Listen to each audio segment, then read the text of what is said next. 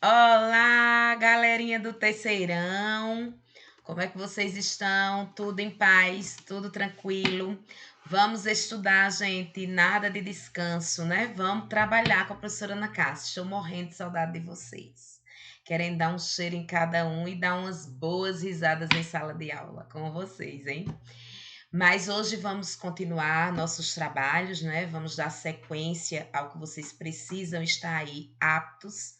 Já já o Enem está chegando e eu quero vocês aí em primeiro lugar, certo? Nos cursos que vocês almejam tanto. Hoje nós vamos trabalhar um pouquinho com o capítulo 2. O capítulo 2 fala sobre estratificação social. Mas antes de trabalhar com o capítulo 2, eu queria dar uma lembrada, né, no capítulo um, que foi o que eu passei a atividade semana passada, e que nós falávamos sobre a relação de trabalho e sociedade. E lá nós falamos sobre o conceito de trabalho, né, a transformação, né, da matéria-prima em vários objetos trabalhados pelo homem, não é? Nós falamos no sentido de trabalho, que por muito tempo foi visto como labuta, como cansaço, né, como obrigação. O trabalho do ponto de vista da subsistência do homem, né, a transformação dessa mão de obra em mercadoria, em produto. E falamos sobre a relação de trabalho com o sistema capitalista, né? Porque a relação é de fato existente, notória e precisa. Então, nós falamos e nós caracterizamos dentro da história, numa linhagem bem histórica mesmo, dos vários tipos de trabalho que existiram durante esse percurso histórico. Começamos lá das comunidades tribais, né, onde a divisão do trabalho era dada por sexo, e chegamos até, fazendo essa linhagem, essa linha do tempo, no trabalho chegando até os dias atuais, né? Então, a sociedade contemporânea e essa relação do trabalho com o capitalismo, como esse processo ele foi acontecendo. Falamos também sobre o trabalho pensado por Marx, e aí nós caracterizamos o trabalho como alienado, e falamos do trabalho com relação ao Weber, quando nós falamos do ascetismo. Né? Então, há essa diferença de pensar de Marx e Weber, quando há essa diferenciação do poder exclusivamente econômico. Então, trabalho alienado pensado por Marx, por Karl Marx, e o trabalho ascético, né, o asceticismo, pensado por Max Weber. E aí, dentro desse processo de trabalhar as formas de trabalho, desde o princípio, né, desde a sua formação, desde as primeiras formas de exercer esse trabalho, nós pensamos também a respeito, chegamos num denominador da questão do desemprego, né? E aí nós falamos sobre os variados tipos, causas, né, dos desempregos, e aí nós tivemos as características de quatro, né, estruturas de desemprego que nós pensamos: o desemprego sazonal, o desemprego cíclico, o desemprego friccional e o desemprego estrutural. E aí nós fomos vendo as características de cada um desses tipos de desemprego. E aí nós vimos que isso varia muito, né, com relação ao chamado mercado de trabalho. Então, a princípio, pensar nesse trabalho, ver o primeiro capítulo falando de trabalho, é exatamente muito pertinente à turma de vocês, uma vez que estão aí se preparando, né, para esse mercado de trabalho futuramente. Então, como vamos ver aí a questão do trabalho, como ele se apresenta dentro da sociedade e a relação do trabalho com o sistema capitalista. E aí a gente percebe esse trabalho realizado de forma bem atenta de Karl Marx, né? Ele fazendo essa relação do homem com o trabalho. Dando continuidade, não é, aos nossos trabalhos com o capítulo 2, se vocês puderem, peguem aí os módulos de vocês para a gente continuar esse trabalho, nós vamos falar um pouquinho hoje sobre estratificação social. E esse capítulo 2 ele vai se voltar muito a essa questão de estratificação. E dentro desse capítulo nós vamos trabalhar esses quatro pontos: o conceito de estratificação, a mobilidade social, que aí a gente já observa que a questão de mobilidade significa passagem, né? A sociologia e as classes sociais, porque se a gente fala de capitalismo, a gente fala de divisão de classes, não é? E, consequentemente, essa divisão de classes ela vai gerar o que a gente chama de desigualdade social e é o que a gente nota muito forte e muito presente em nosso país. Não precisa a gente nem comentar tão seriamente sobre o que nós estamos vivenciando nos dias de hoje com relação à chamada desigualdade social, né? Então, hoje nós passamos por uma crise que iniciou, né, uma crise de fato em termos de saúde, né? O vírus chega e ele começa a criar determinadas situações que vão refletir no aspecto econômico, né? Então, algo que era bem ciência, bem saúde, se volta, se transforma num problema econômico, um problema social, um problema econômico. E isso a gente percebe bem claramente através do que nós chamamos de desigualdade social, certo? Muitas pessoas até podem se dar ao luxo de estar em casa, de ficar em isolamento social e estar bem financeiramente. Enquanto outras pessoas do nosso país, a gente já sabe que nesse período sem trabalho está sofrendo muito, porque já não está tendo mais condições de sobrevivência, né? Então a gente vê muito isso no nosso país, é o que nós chamamos de desigualdade social. Então, há uma necessidade, a professora não está dizendo aqui que não há, né? O isolamento social, ele é necessário no momento, até porque nós estamos falando de vidas. Porém, isso acarretou e acarretará para tempos futuros, né? Em uma crise econômica sem precedentes, né? E a gente já está vendo, visualizando isso. Então, o que é que significa estratificação social? E aí eu deixei bem claro para vocês. É o processo social por meio do qual vantagens e recursos, vejam bem, vantagens e recursos como riqueza, poder e prestígio são distribuídos sistemática e desigualmente nas sociedades ou entre elas. Então aí a gente vai ver, ela vai acontecer de forma sistemática, mas ao mesmo tempo de forma desigual. Por quê? Porque ela vai ter uma relação com esses três pontos, com riqueza, poder e prestígio.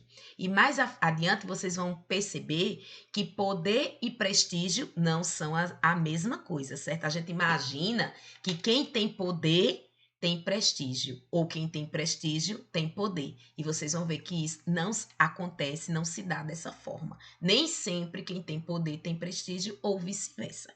Então, a estratificação, ela basicamente vai partir de vantagens ou recursos que vão caracterizar essa riqueza, esse poder, esse prestígio social. E, consequentemente, vai acontecer de forma sistemática e desigual.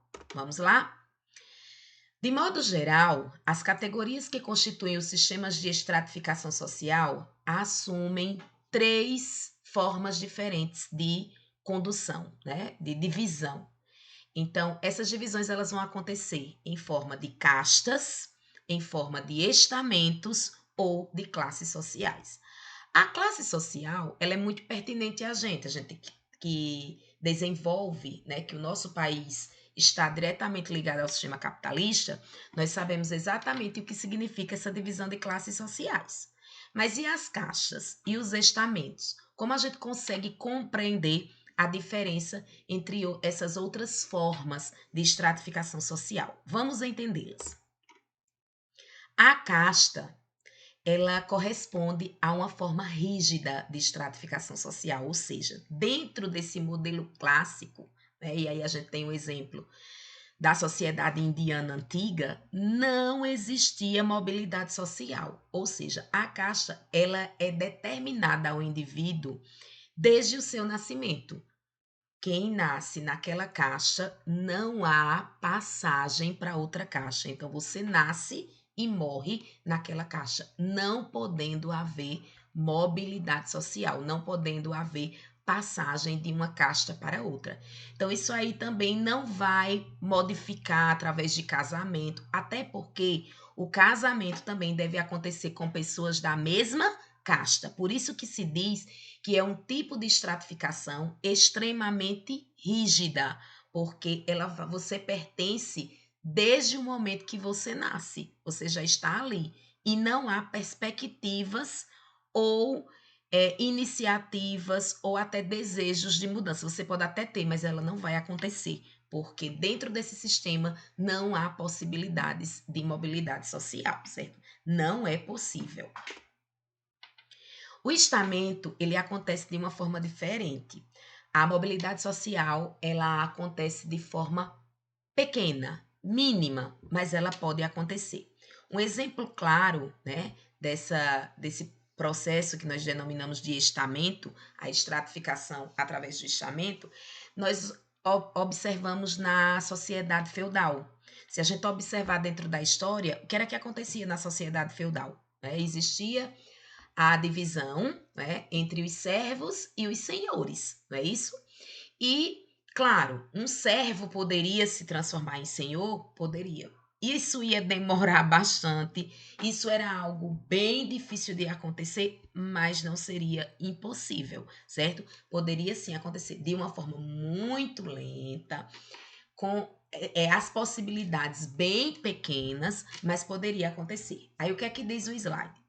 É a forma de estratificação que organizam as pessoas em estados, sendo que o pertencimento a um, ou seja, aquela ordem, significa que ele tem direitos e deveres. Exatamente, era o que acontecia lá. Havia uma relação de servidão, mas ao mesmo tempo de contrato, né? O senhor e o servo. Existia ali um contrato firmado entre eles.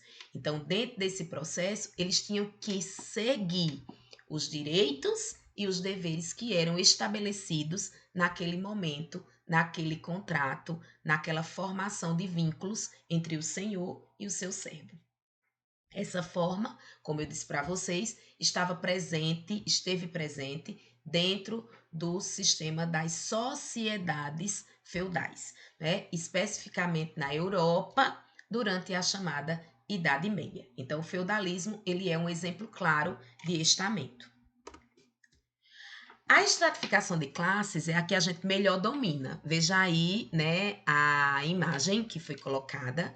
E aí você vê como esse processo de classes sociais ele vai estar ligado ao poder econômico, ao poder político, grau de instrução formal, ou seja, o que você faz, a sua função, o que você exerce dentro da sociedade também vai estar lhe dizendo aí que classe social você pertence, etnia, gênero, capital cultural, permitindo a mobilidade. Ou seja, dentro do sistema de classes sociais, é muito possível a mobilidade social acontecer.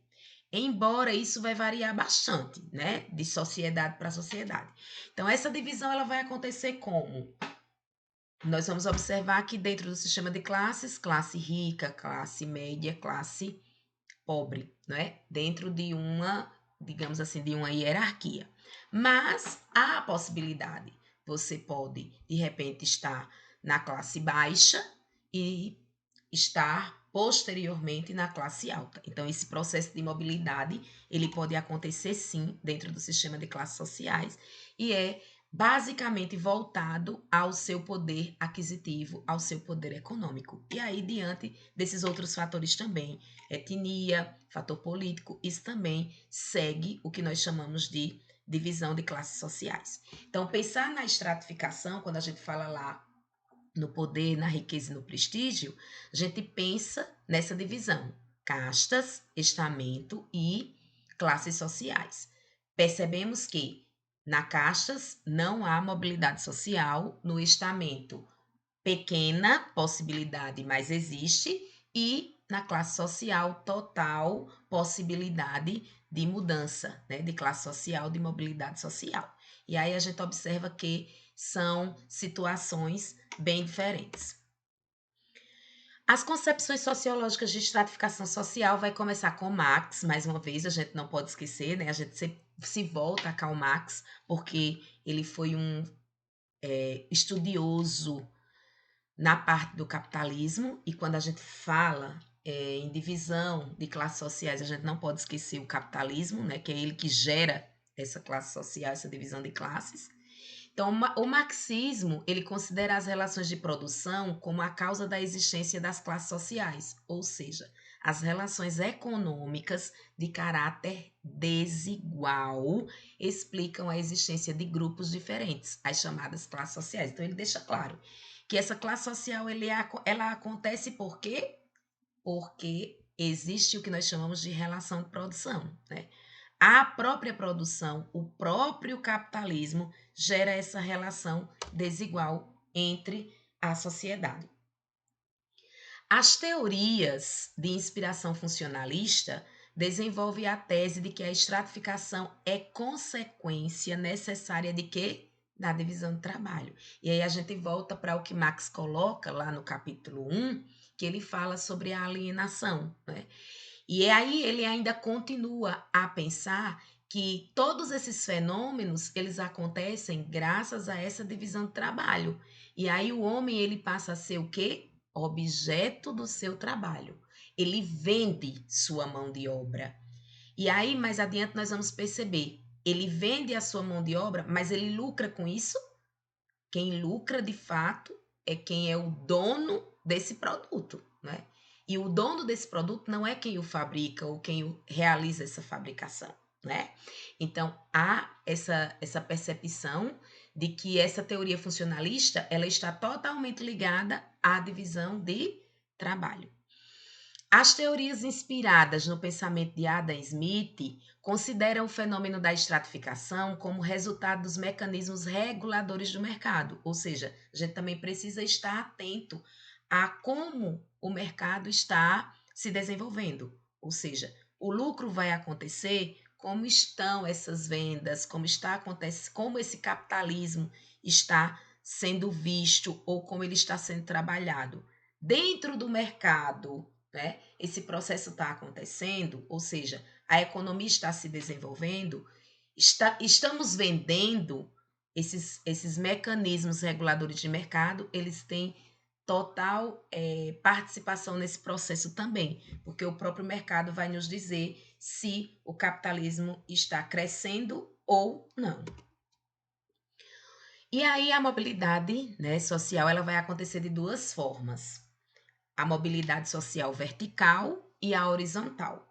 A vertical, ela vai acontecer dentro, aliás, a vertical, ela vai acontecer mudando de classe social para outra. Então, quando você muda de uma classe para outra, você chama essa mobilidade social de vertical. Exemplo, eu estou na classe baixa e de repente eu enriqueço e subo para a classe alta. Então, essa passagem de uma classe social para a outra, certo? E isso pode acontecer ao contrário, viu, gente? Da alta para a baixa. Então, quando eu saio de uma classe social e vou para outra, eu chamo de mobilidade social vertical.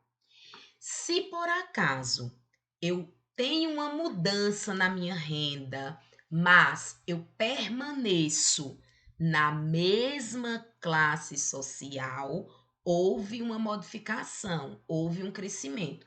Porém, eu não mudei de classe social. Aí eu digo que essa mobilidade social ela é horizontal. Eu tive mudança, mas a mudança me fez permanecer na mesma classe. Então ela é horizontal. A vertical, eu mudo totalmente de classe social. A horizontal, não. Eu mudo, mas eu permaneço na mesma classe. Isso acontece muitas vezes quando a gente tem, por exemplo, uma mudança no nosso emprego, na nossa função, né? Então você até vai ganhar um pouco mais, mas você não conseguiu sair daquela classe social que você pertencia, certo? Karl Marx, ele afirma que no capitalismo, os meios de produção são controlados por uma classe dominante. Lógico, com certeza.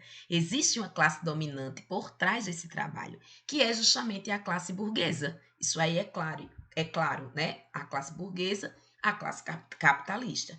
Enquanto o trabalho ele é feito por membros da classe operária. Então, a relação que nós vimos também no capítulo 1, burguesia e proletariado, certo? Então vai ter o burguês, o capitalista, né? E vai ter o operário, o proletariado, que é quem vai desenvolver esse trabalho, que produzem a riqueza, mas não são donos e nem controlam os meios de produção.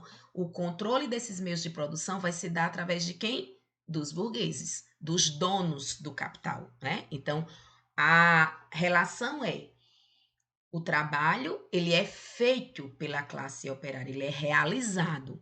Claro que o capitalista, o burguês, ele vai pagar por essa mão de obra, mas o lucro, em sua extensão, não vai para o operário, vai para a burguesia. Pensadores marxistas mais recentes identificam novas distinções de classe para explicar a ascensão das denominadas classes gerenciais, que normalmente não possuem os meios de produção, mas os controlam segundo interesses dos capitalistas, e dos trabalhadores liberais. Então, existem as classes gerenciais e as classes liberais, como professores, advogados, médicos, que, embora trabalhem por salário, desfrutam de um grau considerável de autonomia que os distingue dos outros membros da classe trabalhadora. Então, a gente já vai identificar aí dois outros grupos. Os grupos gerenciais, que normalmente são aqueles que estão controlando o mercado de acordo com os interesses dos capitalistas, né? Então, a gente percebe que esses são os gerenciais, eles estão ali controlando o mercado mediante esses burgueses, esses capitalistas, e aqueles liberais, né, que trabalham, mas que têm autonomia, têm uma certa autonomia sobre essa classe, que no caso são os professores, universitários, advogados, ou seja, eles dominam, eles recebem seus salários, trabalham por seus salários, mas eles desfrutam dessa autonomia, né? Eles não precisam estar diretamente ligados ou gerenciando ou controlando os interesses desses capitalistas. Então, é uma classe que nós denominamos classe liberal. Então, a gente já observa aí duas modalidades diferentes, né? As classes gerenciais e as classes liberais. Já Max Weber, ele identifica as dimensões de desigualdade nos três aspectos: classe, poder e prestígio. Desse ponto de vista de Weber, a posição da classe depende de um número significativo de fatores. Primeiro, prestígio, educação, experiência, níveis de qualificação. Lembra que a gente falou sobre isso, não é? Até quando a gente falou sobre o desemprego, que um deles era característico disso, a questão da qualificação, herança, sorte, ambição, meio formativo familiar, ou seja, ele traz uma série de fatores que também podem influenciar nessa questão da desigualdade, né? Ou seja, prestígio, muitas pessoas elas se vinculam nessa questão de prestígio social, às vezes nem tem poder, mas é reconhecido pelo aquilo que faz, então tem prestígio.